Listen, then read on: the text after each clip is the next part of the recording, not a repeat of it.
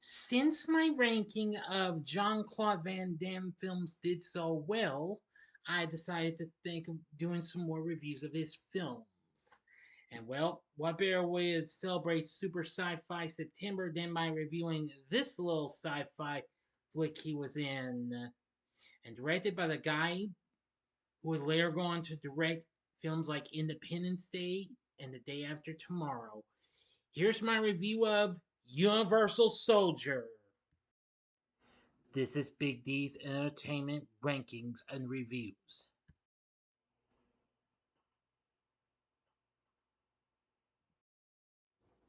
So, greetings, my fellow YouTubers, and welcome to Big D's Entertainment Rankings and Reviews. My name is Dual, better known to as the Big D, and this time around I bring to you a review of the 1992 military sci-fi action flick Universal Soldier, released by TriStar for Carolco Pictures, produced and was presented by Mario Casares. Directed by Roland Emmerich, produced by Alan Shapiro, Craig Baumgarten, and Joel B. Michaels. Written by Richard Rothstein, Christopher Leitch, and Dean Devlin.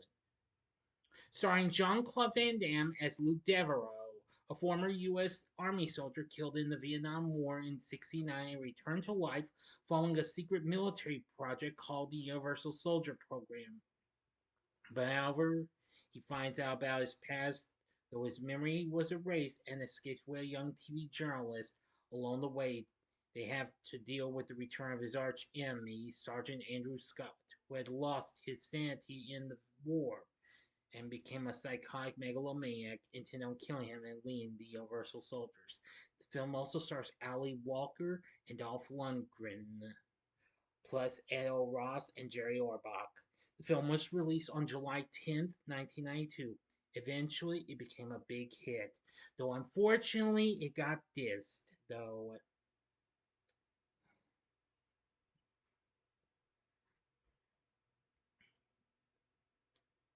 But despite that, it did pretty well.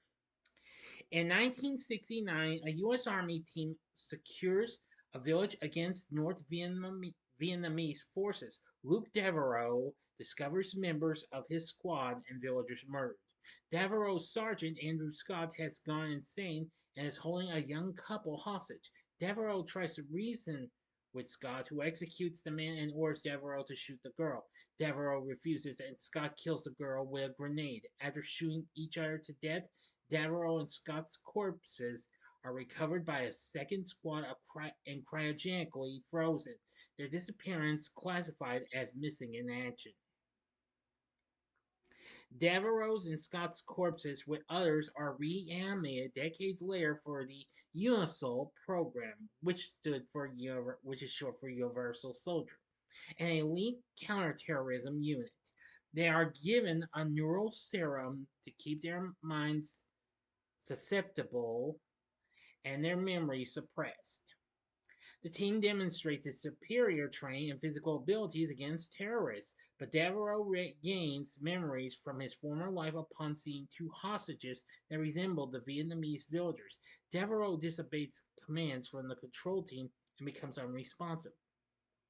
In the mobile command center, the Unisols are revealed to be genetically augmented soldiers with enhanced self-healing abilities and superior strength, but they overheat and shut down. Because of the glitch, Woodward, one of the technicians on the project, suggests removing Devereaux from the team, but Unisol Commander Colonel Perry refuses. TV journalist Veronica Roberts tries to get a story on the Unisol project. Roberts sneaks onto a base with a cameraman discovering GR-76 immersed in ice, still alive despite normally fatal injuries. When Roberts is discovered, Devereaux and Scott are ordered to capture her dead or alive. She flees to her cameraman's car, but they crash. Scott murders the cameraman against orders. Devereaux rescues Roberts, and they escape in a Unisol vehicle. To protect the program, Colonel Perry sends the remaining Unisols to find Devereaux and Roberts. Devereaux and Roberts flee to a motel where Roberts discovers she has been framed for the murder of her cameraman. Devereaux collapses from overheating and has to take an ice bath. The USOs destroy the motel, but Devereaux and Roberts hide in a bed until they leave. The couple flees in a stolen car to a gas station where Devereaux has Roberts remove a tracking device from his leg. They set a trap, and when the USOs arrive, the gas station explodes. Colonel Perry is ordered to terminate the mission, but Scott's insanity returns, and he kills Perry and all but two doctors.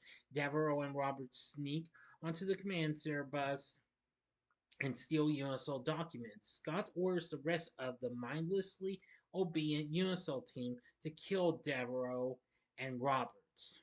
Using information from the stolen documents, Roberts contacts Dr. Christopher Greger. Greger informs them that the UNISOL project was started in the 1960s to develop the perfect soldier. Although they were able to reanimate dead humans, they could not overcome the body's need for cooling. Another major problem is that memories of the last moments of life are greatly amplified. Scott believes he's still in Vietnam. When Devereaux and Roberts leave the doctor's home, police arrest them, and Scott and GR-76 ambush the police convoy. After a chase, the police bus and the UNISOL truck both drive off a cliff in the Grand Canyon and explode, killing GR-76. Devereaux and Roberts head to Devereaux's family farm in Louisiana. Now I'm going to go to this last bit. You better stop this video right now. I'm going to give you the 5 seconds. So if you've seen this movie already, please continue. You know the rest. Okay, you've been warned. After Devereaux is reunited with his parents, Scott appears and takes the family and Roberts hostage. Scott's use of muscle enhancers enables him to mercilessly beat Devereaux. Roberts escapes only to be seemingly killed by a grenade thrown by Scott. Devereaux grabs the muscle enhancer Scott used and injects himself. Now evenly matched, Devereaux impales Scott on the spikes of a hay harvester and activates it, shredding Scott to pieces. Roberts, who survived the explosion, embraces Devereaux in the end. End of story. So, what did I think of Universal Soldier? Now, I've seen this a few times, and I've got to say, it's a pretty awesome movie, and it's pretty cool. Now, for those of you who have seen my ranking, well, you know it's high up on there, so I'll I'll give you the link. Well, I'll give you the card for it at the end of the video, as it'll be one of the suggestions. Anyway, I gotta say it did pretty well. It Upon its release, the film did pretty well, which I'll get to in a second. Mainstream critics this as a Terminator 2 clone or as a typical mindless action film. Rotten Tomatoes has a score 34, saying the film unites a pair of veteran action stars behind a potentially intriguing premise. But on this battlefield, the entertainment value is largely AWOL. Metacritic has a score of 35, while Audiences Poll by Cinema Score gave it a B. In a retrospective review, however, Drew Taylor from IndieWire said this movie rules. The introduction of the Emmerich Devlin double team, this high concept, moderately budgeted sci-fi action movie, is a bouillabaisse of cliches that somehow manages to be a charming, funny, often positively thrilling B-grade treat. And I agree, but I still had a lot of fun with this. While it lost to A League of Their Own when it opened, the film still did pretty well. Despite getting dissed by critics, the film did well, going on to make $120 million worldwide on its $23 million budget. It did okay here in the States and Canada, making $37 million, but it did better overseas, $82 million internationally. Mm-hmm. Anyway, it would also serve as the first film on-screen collaboration between Van Damme and Lundgren in the series. They would later work together years later on The Expendables 2 and the film Blackwater, and voice roles for Minions: The Rise of Gru. After this would spawn a series of films. There would be a, an alternative direct-to-video sequel to this called Universal Soldier Regeneration, which Van Damme and Lundgren returned. It had a real sequel in Universal Soldier Return in 1999, and and and there was also a standalone direct-to-video film, which was Day of Reckoning, released 3 years after Regeneration, and two direct-to-TV sequel films, which were Universal Soldier 2 Brothers in Arms, that came out in 1998, and Universal Soldier 3 Unfinished Business, both of which were done without Van Damme. And they both, and that third one ignored the plotline of the two sequels. Well, well, I'm sorry, it's hard to explain. Well, Universal Soldier Return ignored the plotline of the two direct-to-TV sequels, which I have not seen. I have seen Universal Soldier Return though, but I'll get to that in a little bit. But anyway, this was very awesome and really badass. The film, of course, was directed by Roland Emmerich. Now, of course, this wasn't his first film. Now, he had directed some other films before this. After this, he'd gone on to direct films like Stargate, Independence Day, Godzilla 98, The Patriot, and The Day After Tomorrow, as well as 10,000 BC and 2012. Oh, yeah, and White House Down. He's currently working on a new Stargate film.